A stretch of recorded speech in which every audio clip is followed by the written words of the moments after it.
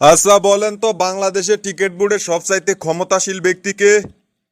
Sir, নিঃসন্দেহে পাপনদা। আচ্ছা কিভাবে? গত 10 বছরে বিভিন্ন দেশের প্রধানমন্ত্রী বদলে গেছে, কিন্তু পাপনদারে কেউ চেয়ার থেকে ওঠাতে পারেনি। এখন বলেন, প্রধানমন্ত্রীর ক্ষমতা বেশি নাকি পাপনদার? নাম কি আপনার? নাম স্যার কালু। এ এটা কোনো নাম হলো? স্যার, আপনার নাম তো দেখলাম ধলা মিয়া, তাতে আমার নাম কালু মিয়া হলে ক্ষতি কি? থামেন থামেন, বেশি কথা বলেন আপনি। জি স্যার। আচ্ছা আপনি তো বৈজ্ঞানিক কর্মকর্তা হিসাবে ভাইবা দিচ্ছেন, বলেন তো বিজ্ঞান কি? স্যার, বিজ্ঞান হলো বিপত্তা যুগের বিশেষ জ্ঞানী বিজ্ঞান। আপনি কি আসলে বিজ্ঞানী না কোনো বিশ্ববিদ্যালয়ের বাংলা প্রফেসর? ওই একই কথা স্যার, আপনার যেটা ইচ্ছা সেটাই মনে করতে পারেন। আচ্ছা বলেন তো মাছ পানিতে থাকে কেন? স্যার, আপনি তো জানেন বাঙালি খাদক, সাপ ব্যাং পর্যন্ত খাইতে বাধ্য হয় না। আর মাছ যদি ডাঙায় থাকতো, মাছের অস্তিত্ব অনেকদিন আগেই শেষ হয়ে যেত। এ আচ্ছা, কল্পনা করেন আপনার স্ত্রী মারা গেছে, এখন আপনি কি করবেন? স্যার, আমি কল্পনা করাই সাইরা দিমু। এ কেন? কারণ আমার বউ মইরা গেলে 3 তলা বাড়িটা হাতছাড়া হয়ে যাব। এ কি কারণ জানতে পারি? স্যার, আমার বউয়ের জায়েতন, তার উপরে যদি 3টা হাতিয়া বসে তাও কিছুই হবো না। সেই জন্যই তো মেয়ের সাথে সাথে একটা বাড়িও পাইছিলাম। আপনি বিজ্ঞানী না কমেডি অভিনেতা? স্যার, আপনি যেটা মনে করেন, কিছু করার নাই।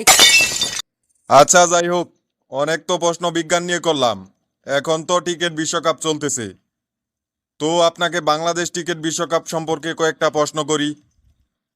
আচ্ছা বলেন তো টিকেট খেলার জন্ম কোথায়? স্যার, সোমালিয়ায়। বাহ শাহিদা বাহ, আপনার তো সাধারণ জ্ঞান অনেক বেশি। কি যে বলেন স্যার, আমি জানি আমি একটু বেশি জ্ঞানী, তাই বলে আবার করে আমার লজ্জা দিবেন?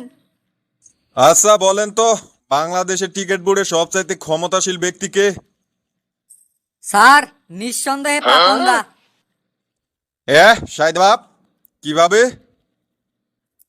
স্যার, গত 10 বছরে বিভিন্ন দেশের প্রধানমন্ত্রী বদলা গেছে, কিন্তু পাপনদারে কেউ ওর চেয়ার থেকে নামাইতে পারেনি। স্যার, এখন বলেন কার ক্ষমতা বেশি, প্রধানমন্ত্রীর নাকি পাপনদার? হা হা হা হা হা, তা অবশ্য ঠিক। আচ্ছা, পাপন দাকে চেয়ার থেকে নামানোর বৈজ্ঞানিক কোনো উপায় আপনার জানা আছে? জি স্যার, আছে তো।